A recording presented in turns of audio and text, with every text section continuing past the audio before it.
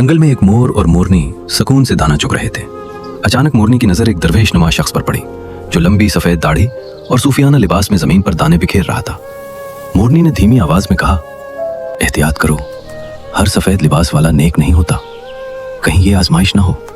मगर मोर बोला, वो अल्लाह का बंदा लगता है, हमें रिस्क दे रहा है, बदगुमानी ना करो। चंद लम्हे ही गुजरे थे कि उस शख्स ने चादर के नीचे से तीर कमान निकाली और एक तीर चला दिया। तीर सीधा मोर के सीने में लगा और वो जमीन पर गिर पड़ा। मोरनी रोती हुई एक बुजुर्ग के पास पहुंची और सारा वाकया सुना दिया। बुजुर्ग ने शिकारी को बुलाया और पूछा, क्या तुमने धोखे से शिकार किया? वो बोला, हाँ मैं शिकारी हूं, यही मेरा तरीका है। तब बुजुर्ग ने मोरनी से कहा, फैसला तुम्हारे हाथ में है, बताओ इसके साथ क्या सुलूक किया जाए।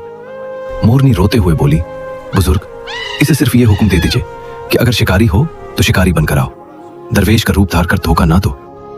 सबक ये हमें इस्लाम हमें सच्चाई और इखलास सिखाता है।